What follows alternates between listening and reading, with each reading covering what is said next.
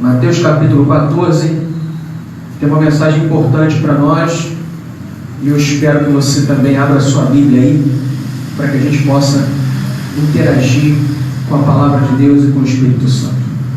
A gente vai curvar nossa cabeça onde quer que a gente esteja e vai orar ao Senhor, pedir orientação do Espírito Santo para aquilo que a gente vai estudar nessa manhã. Então fecha os teus olhos e ore comigo. Senhor nosso Deus, louvado seja o teu nome. Que nessa manhã o teu Espírito Santo nos conduza e que a tua palavra seja um bálsamo na nossa vida. Abençoa, Senhor, a todos aqueles que estão conectados conosco agora, através do Facebook, através do Instagram, e que nesse momento o teu Espírito Santo visite cada querido amigo que está conectado conosco. Que o teu Espírito Santo esteja atuando nesse momento e que a nossa vida seja restaurada pela tua palavra, que o teu poder esteja na nossa vida. Te rogamos dessas bênçãos e te agradecemos em nome de Jesus. Amém. Mateus capítulo 24, minha tradução diz assim: logo a seguir, compeliu Jesus aos discípulos a embarcar e a passar adiante dele para o outro lado, enquanto ele despedia as multidões. E despedidas as multidões, subiu ao monte, a fim de orar sozinho. Em caindo a tarde, lá estava ele só.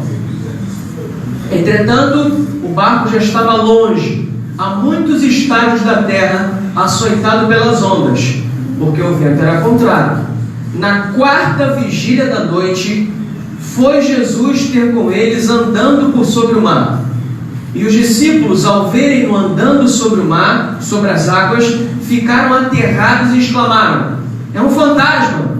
E tomados de medo, gritaram.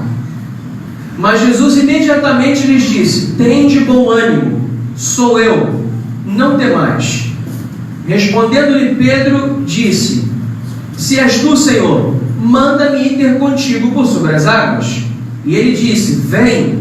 E Pedro, descendo do barco, andou por sobre as águas e foi ter com Jesus.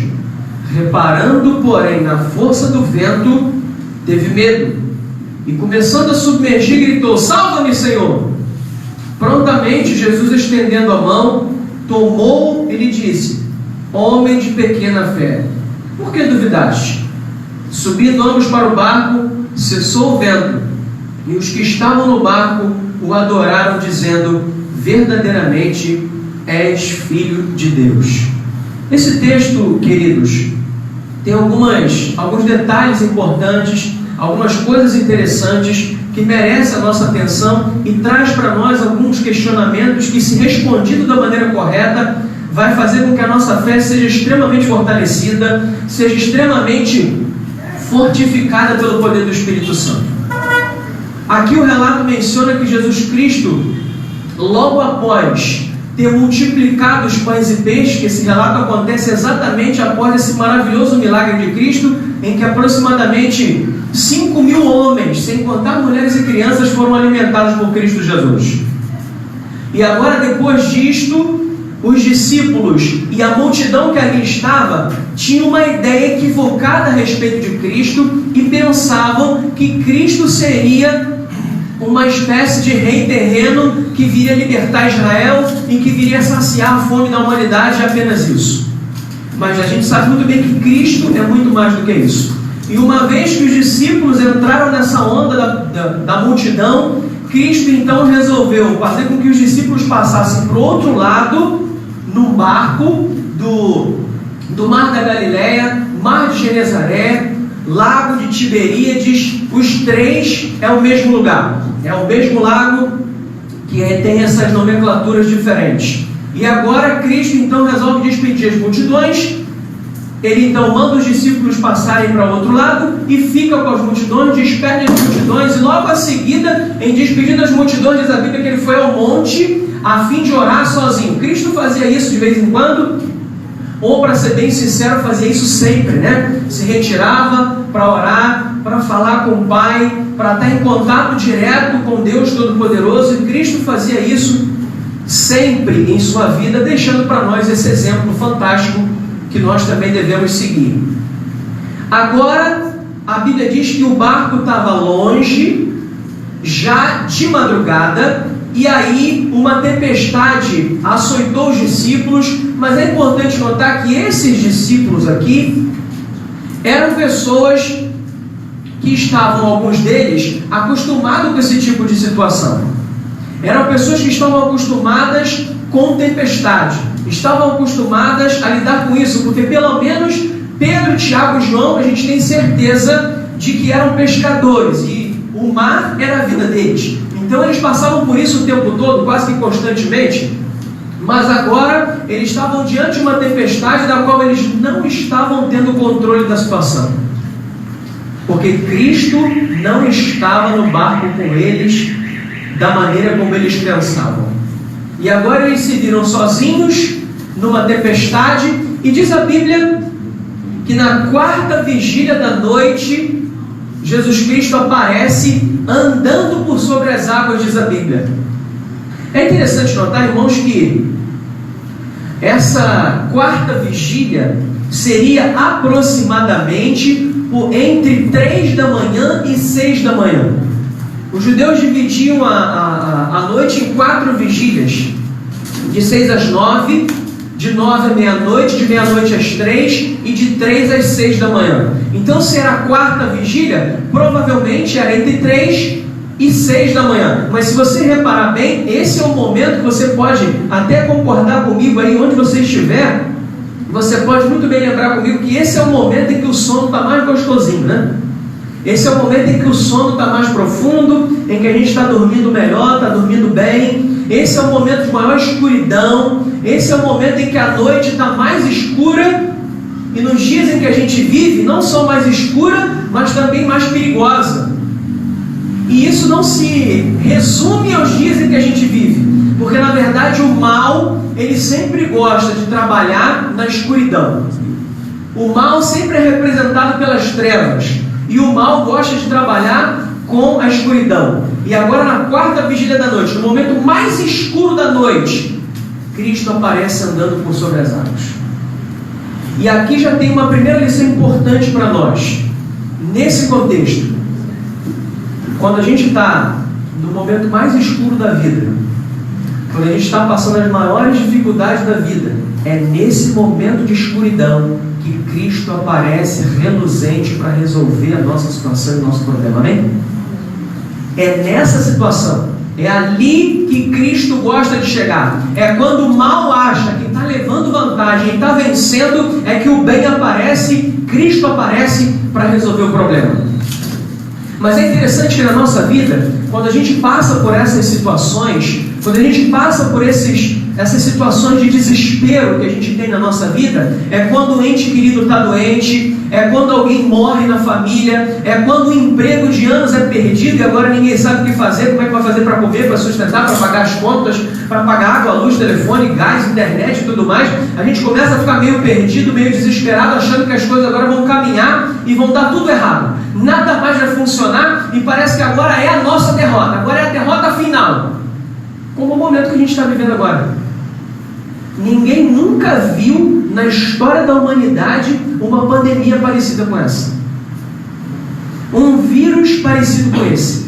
Com alto índice de contágio, em que, para que as pessoas adquiram esse vírus é muito fácil, e, apesar do que as pessoas dizem de ter ou não um baixo índice de mortes pelo vírus, quanto, é como a gente costumava dizer no mundo das vendas, né? Ganha-se na quantidade, né? Vende barato, mas ganha na quantidade. Então, se eu tenho pouca taxa de mortalidade, mas eu tenho muitos infectados, com pouca taxa de mortalidade ou não, muita gente vai morrer, certo? E é nesse momento em que a gente não pode, em alguns momentos que a gente passou, a gente não podia trabalhar, não podia sair de casa. Agora a gente já está num momento mais flexível, mas ainda estamos com o vírus aí. Mas é nesse momento em que você pensa: perdi meu emprego por causa do vírus, minha família não sabe mais o que fazer, eu era o único que trabalhava lá, e agora meus filhos vão passar dificuldade, aí o governo manda lá um auxílio que não auxilia ninguém, e no fim das contas um monte de gente que não precisava do auxílio pegou o auxílio, e a gente que precisa não pega, e aí fica aquela situação, você é inapto e agora vai dar tudo errado, não vai funcionar. Nunca passamos por uma situação como essa. Nunca passamos por uma situação como essa. Já passamos por outras bem complicadas. A gripe influenza, que até hoje está aí o vírus, a chikungunya, dengue, e por aí vai. A gripe espanhola, que no passado matou muitas pessoas, mas como essa a gente nunca passou. E parece que as coisas não vão funcionar. Mas sabe, aqui tem uma lição importante. Quando as coisas parecem que não vai funcionar, o ser humano tende a ficar desesperado. É normal ter medo, sim ou não? É normal ter medo. Você na sua casa está aí agora assistindo essa nossa live, você pode estar com medo de algo, você pode estar receoso de algo, ou quem sabe pode estar desesperado com algo. E é normal o ser humano passar por isso. Só que nesses momentos, é nessa hora que a gente consegue ver fantasma, mas não consegue ver Cristo Jesus, a solução do problema. Os discípulos, ao verem Cristo andando sobre as águas, eles olham para Cristo e dizem o quê? É um fantasma! Ué, mas os discípulos não acreditavam em fantasma. Porque Cristo não acredita em fantasmas. Nós não acreditamos em fantasmas. Acreditamos em pessoas, ou elas estão vivas, ou elas estão mortas e ponto final. Não tem uma alma penada que está andando por aí. Isso é obra do inimigo, para tentar ludibriar e enganar as pessoas, fazer as pessoas terem medo de coisas que não existem. Porém, quando estamos desesperados, a tendência natural é que a gente veja um monte de problema além daqueles que a gente já tem, mas não consiga ver a solução. Os discípulos viram coisas que não acreditavam e gritaram: fantasma! Mas não é fantasma, é Cristo. Mas no desespero a gente vê fantasma, mas não consegue ver Cristo. Mas ainda assim, a boa notícia é que, vendo ou não vendo, Ele continua caminhando na nossa direção. Ele continua estendendo a mão para salvar, continua estendendo a mão para ajudar, continua estendendo a mão para livrar a gente do medo. E a primeira coisa que Cristo fala é assim: ó, calma, sou eu, não temais. 366 vezes na Bíblia, Deus deixou para nós expresso, escrito a palavra não temas, ou expressões correlatas, expressões parecidas, que querem dizer a mesma coisa. 366 vezes na Bíblia. Até para no bissexto você tem uma para cada dia do ano, até se ele for bissexto. Porque Deus sabia que o ser humano, Ele sabia e sabe que o ser humano tem uma tendência a ter medo das coisas. E nessa hora do medo, a gente vê coisas até que não existem, mas não consegue ver a solução. Mas não importa se a gente está vendo ou não, Cristo continua caminhando na nossa direção. E se for preciso vir sobre as águas, se for preciso abrir mar, se for preciso derrubar a parede, Ele vai fazer o que for necessário para caminhar na tua direção. Se você clamar por Ele, clamar por socorro, Ele vai na sua direção e vai te dar o alívio que você precisa. Amém? E agora os discípulos, depois de resolvido o problema do medo, já entendia Cristo e tal, entra em cena o personagem que eu queria basicamente tratar e tirar as maiores lições desse contexto, desse texto para nós. Pedro entra em cena. Pedro aparece na história e ele diz para Cristo assim: Senhor, se és tu, manda-me ter contigo por sobre as águas. Só que no grego, esse se és tu não é de dúvida, é de confirmação. No original, traduzido para o português originalmente, seria: Senhor, já que és tu, manda-me ter contigo por sobre as águas. É uma expressão de confirmação e não uma expressão de dúvida. Será que é o Senhor mesmo? Não, ele não queria tirar a prova dos 9 se era Cristo ou não. Ele queria, na verdade, ele já estava confirmando que era Cristo e queria agora caminhar em direção a Cristo.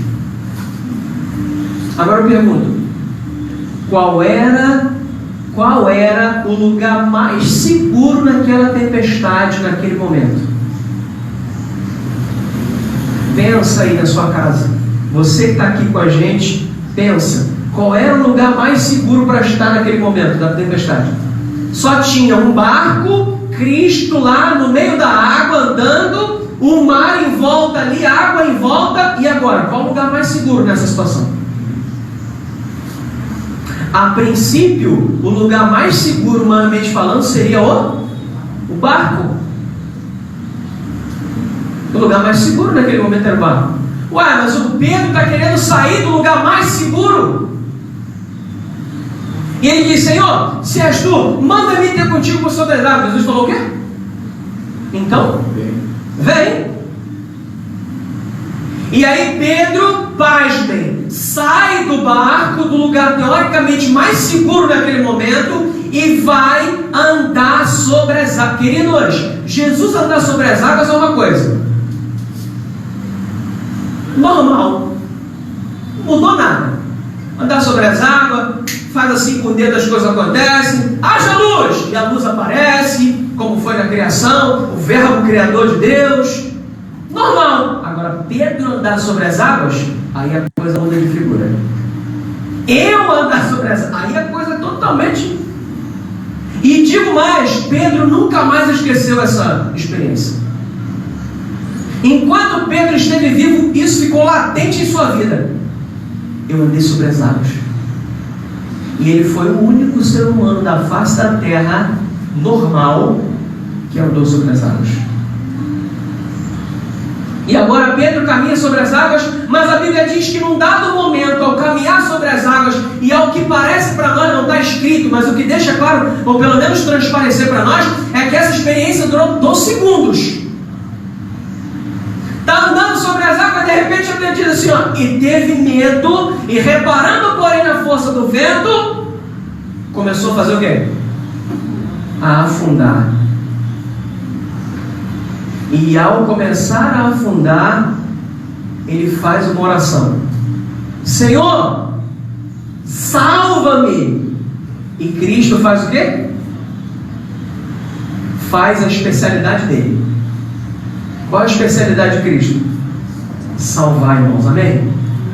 Essa é a especialidade do Senhor. A hora que você clamar e dizer: Senhor, salva-me, pode ter certeza que Ele vai lá fazer o que tem que fazer. Porque Ele veio para isso. A especialidade dele é buscar e salvar o que havia perdido, independente de quem seja e de onde esteja. E agora Pedro é salvo, ele é erguido, e ao ser erguido e ser salvo, Cristo faz uma repreensão interessante. Ele diz: homem de pequena fé, por que duvidaste? Eu queria fazer uma pergunta para você, para vocês todos. Você que está assistindo a gente aí na sua casa, pelo celular, tablet, computador, YouTube, Facebook, onde estiver sendo transmitido e chegando esse negócio. Qual o tamanho da tua fé? Se Cristo perguntasse, se Cristo fizesse uma avaliação, melhor dizendo, da tua fé agora, tua fé seria grande ou pequena? Pensa nisso, em nome de Jesus. Se Cristo fizesse uma avaliação minuciosa agora na tua fé, nesse momento, ela seria considerada grande ou pequena? Segunda pergunta: o que é uma fé grande e uma fé pequena? Quais são os elementos que caracterizam uma fé grande ou uma fé pequena? Quais são? De onde vem essa informação? Quem pode analisar e dizer: esse aqui tem fé grande, esse aqui tem fé pequena? Como é que isso funciona? Quais foram os critérios que Cristo usou para analisar que a fé de Pedro era pequena? Porque se Cristo disse que é pequena, é porque é pequena. Cristo não se engana, não mente. Se ele olhou para Pedro e falou, homem de pequena fé, opa, calma aí. Vamos analisar o contexto do que é ter fé ou não, e vamos analisar o que é uma fé grande ou pequena. Quais são os parâmetros que nós, seres humanos, temos? Só tem uma coisa que você precisa entender. Os nossos parâmetros não são os mesmos parâmetros de Deus. A maneira como Deus vê as coisas não é da mesma maneira que nós vemos. Nós olhamos o comportamento das pessoas, nós olhamos o que as pessoas fazem exteriormente, mas Cristo vê o quê? O coração, amém? E isso ele mesmo relata no Velho Testamento, quando ele diz para Samuel, lá no livro de Reis, que ele deveria ungir Davi, ungir um rei, não disse qual, e quando ele chegava lá, é esse, e nunca era o que era, o que ele achava que era. E aí uma hora Deus diz assim, olha, você vê de um jeito, eu vejo de outro. O homem vê de uma maneira, Deus vê de outra maneira. O homem vê o que é exterior, Deus diz, e eu vejo o que é interior, eu vejo o coração, a palavra de Deus diz assim. Então, nos nossos parâmetros, o que seria uma fé interessante? O que seria um comportamento ou uma análise interessante para dizer assim, pô, esse cara é um cara de fé, esse é um camarada violento mesmo. Como que eu analiso isso? Como é que eu chego a essa conclusão? Vamos analisar a fé de Pedro. Primeira coisa que Pedro faz ao ver Cristo é dizer, Senhor! E a gente até estuda isso nos passos da fé. Já viu esse estudo bíblico? Os passos da fé?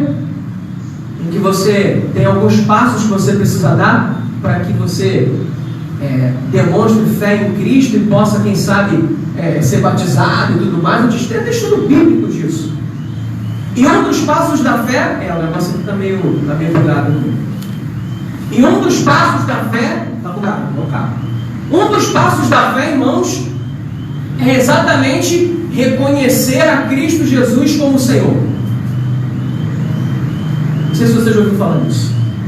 Reconhecer Jesus Cristo como o Senhor da sua vida. Então você já viu aquela ideia de assim, aceite a Jesus Cristo como Senhor e Salvador? É isso. É reconhecer que Ele é o teu Senhor e que Ele é o teu Salvador. A primeira coisa que Pedro fala, Senhor, reconheceu a Jesus como o Senhor dele. Primeiro passo de alguém que demonstra ter fé em Cristo, certo? Aí agora ele faz, Senhor, se és tu, manda-me ter contigo por sobre as águas. Ele faz uma oração, sim ou não? Sim, ele faz uma oração. E ao terminar essa oração, ele recebeu a resposta? Recebeu na hora. Ele falou, Senhor, quero ir andar sobre as águas. Quer? Então vem.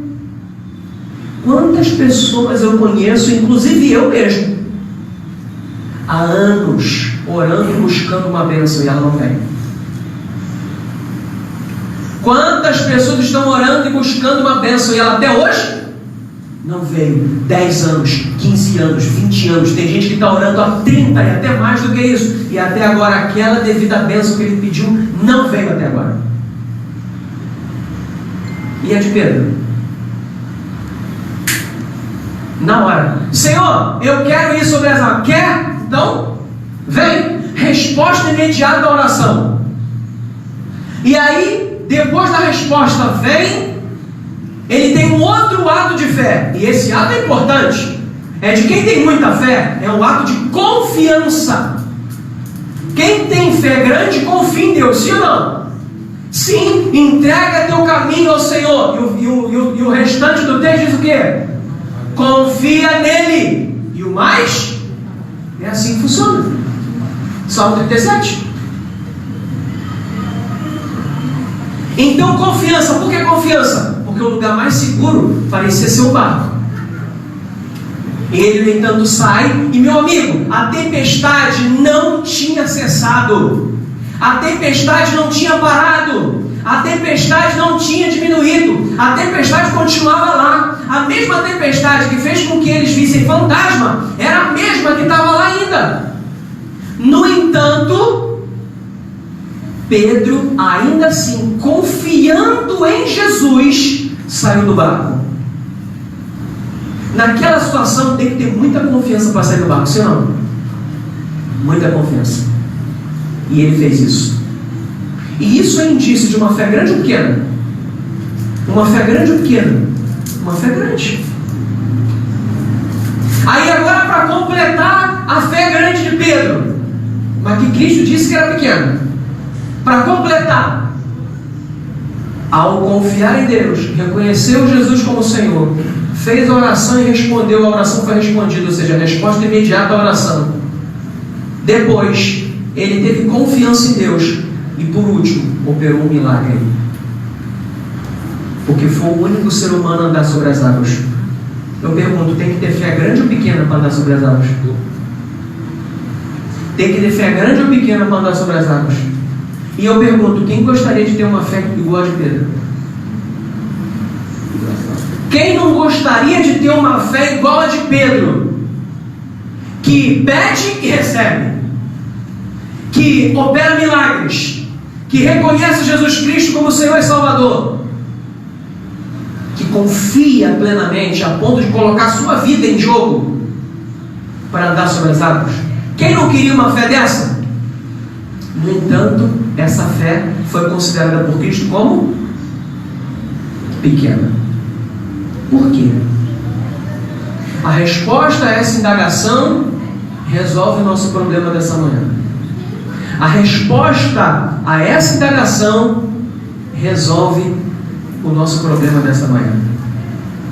Por que Cristo disse que a fé de Pedro era pequena? Qual parâmetro Cristo usou para dizer que a fé de Pedro, que operou todas essas maravilhas, é pequena?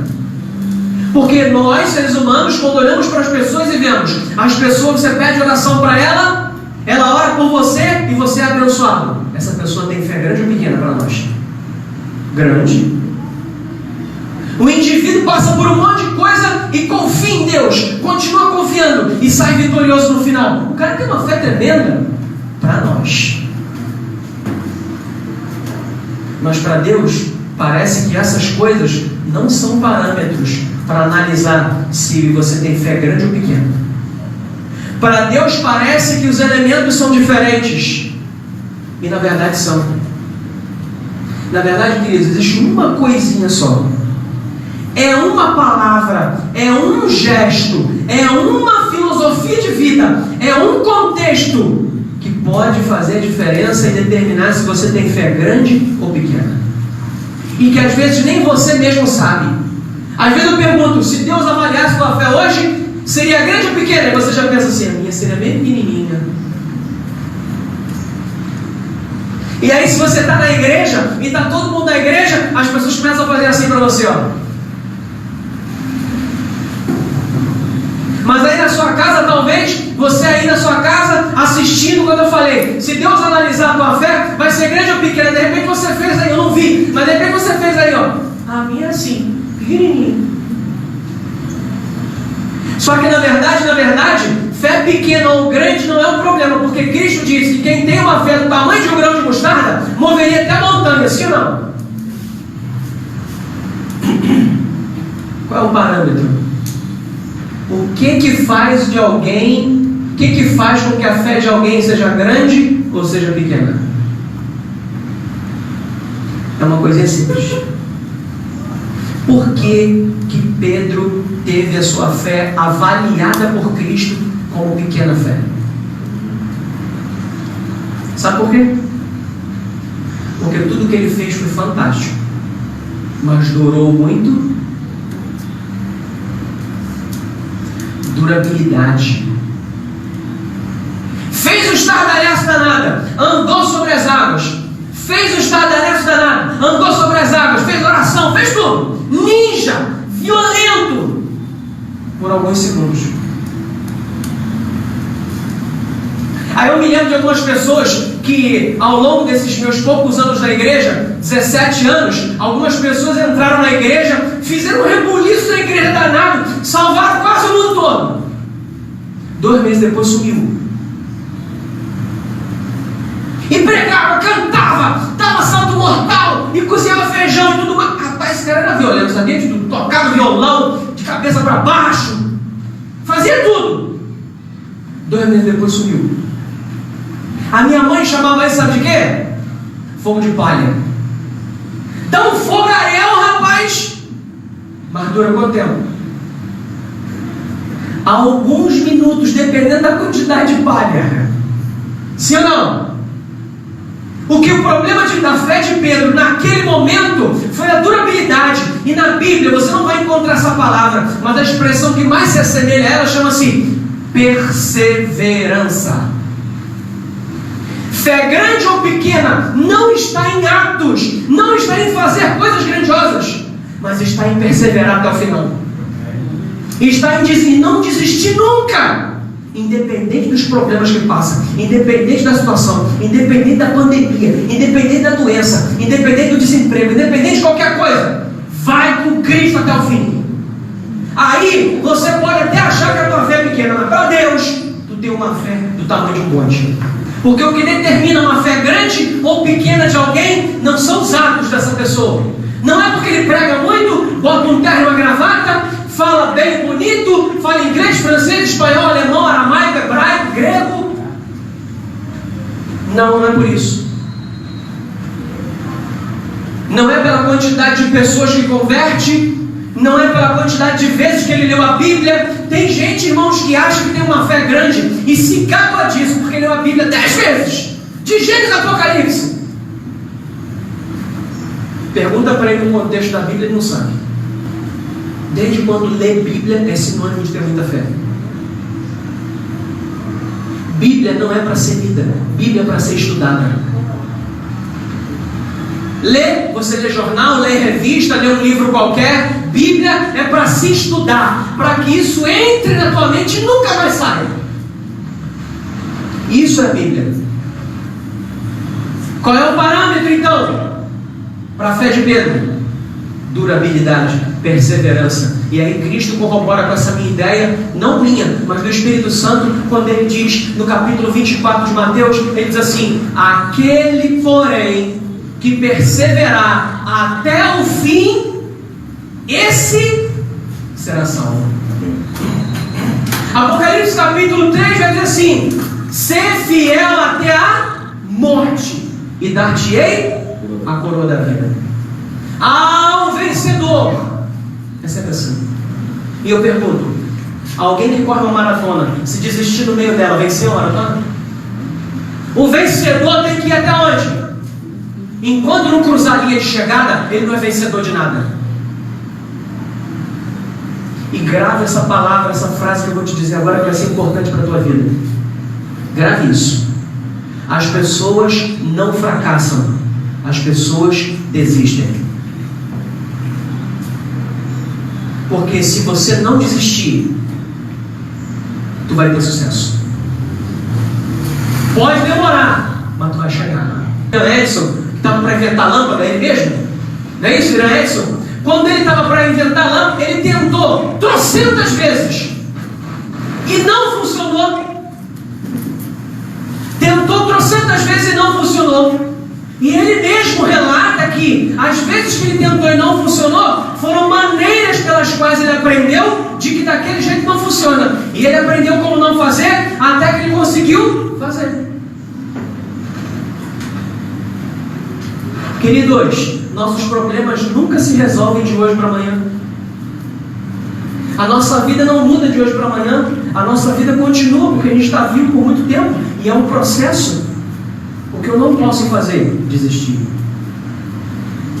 Porque Pedro durou muito pouco. E você? Você está pensando de repente que a tua fé é pequena? Quem sabe você está lutando aí e continua lutando. Se você continuar lutando, tua fé não é pequena. Enquanto você não desistir, a tua fé não é pequena. E qual é o grande lance de Satanás em cima disso?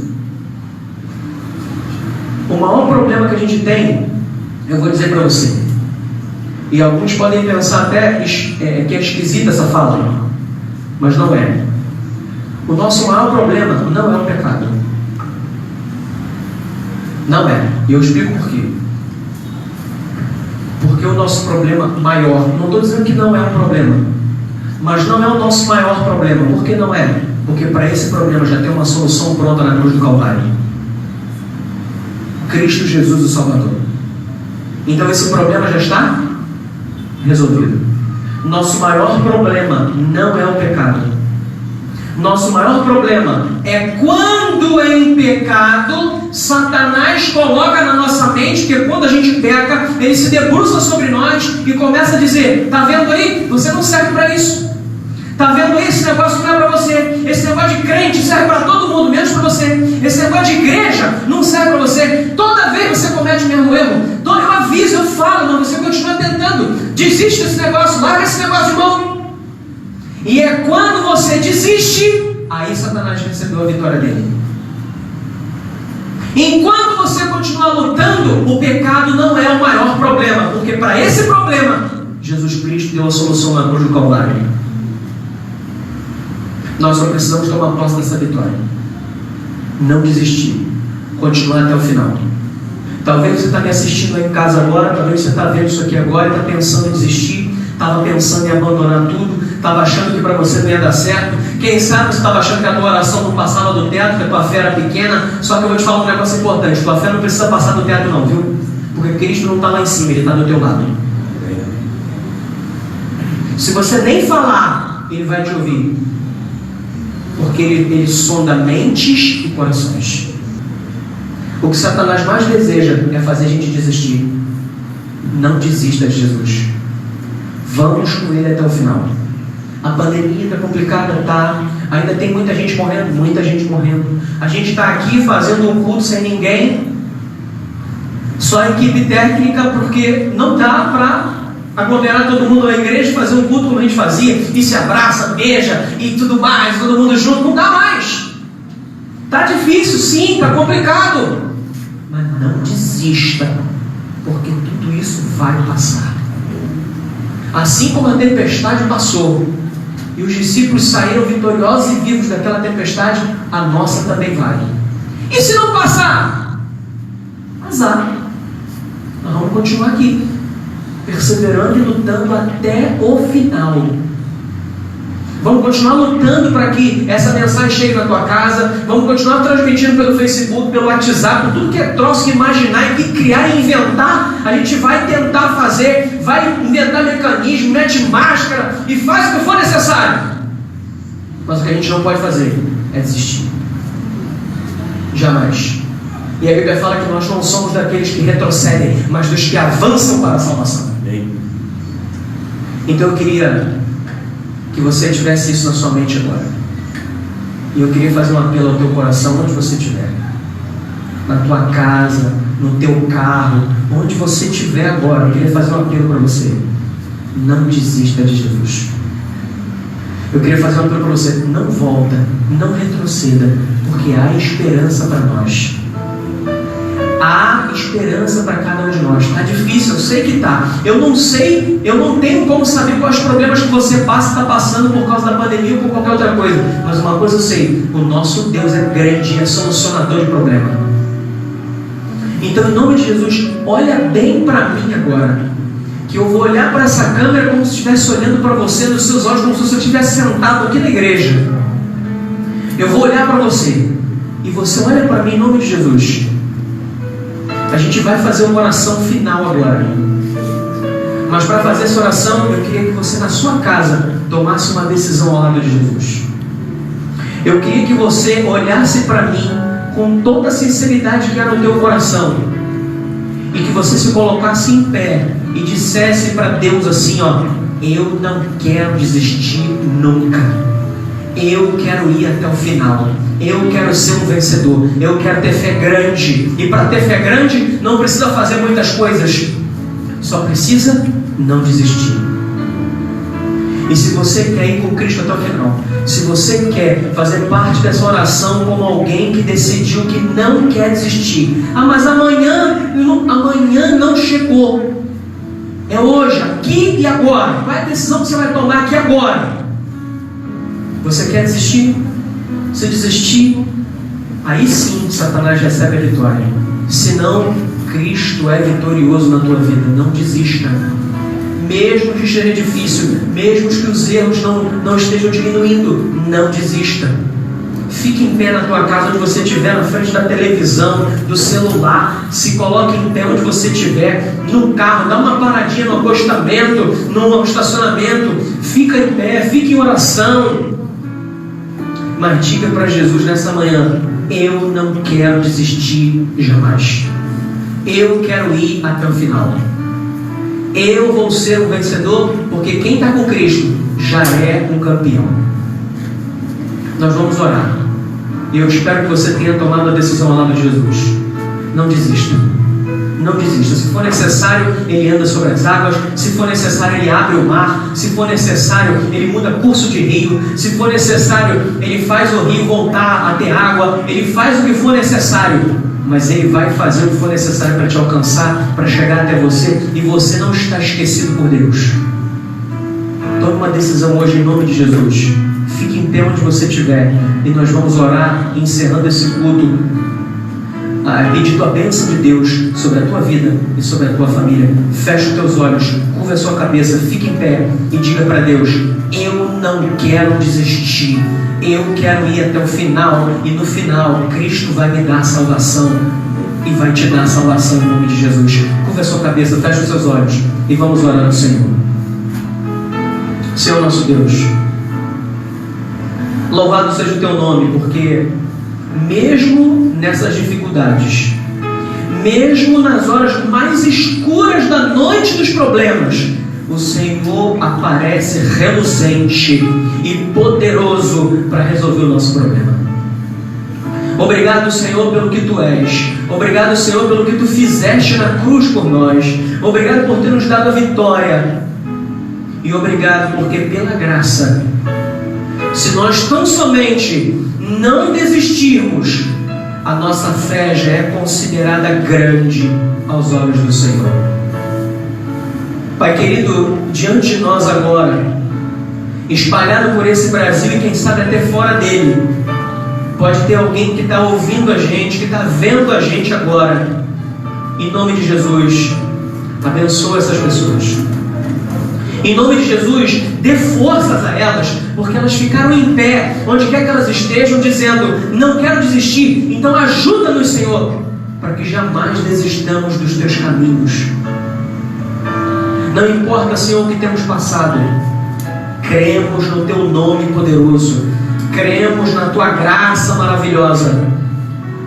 Abençoa o Teu povo espalhado por esse mundo. Abençoa, Senhor, de maneira especial todos aqueles que nos assistem agora, todos aqueles que estão ao alcance da nossa voz de alguma forma.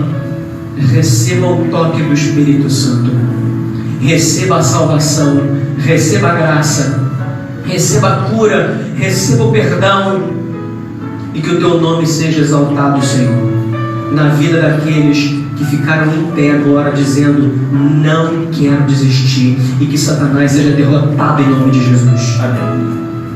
Te rogamos para essas bênçãos. Te pedimos um sábado feliz, um restante de dia abençoado, na presença dos nossos familiares e queridos, e que o Senhor continue conduzindo a nossa vida, e que muito em breve consigamos retornar ao convívio social e retornar ao convívio da igreja. Fica conosco, te rogamos essas bênçãos, em nome de Jesus. Amém. Louvado seja Deus.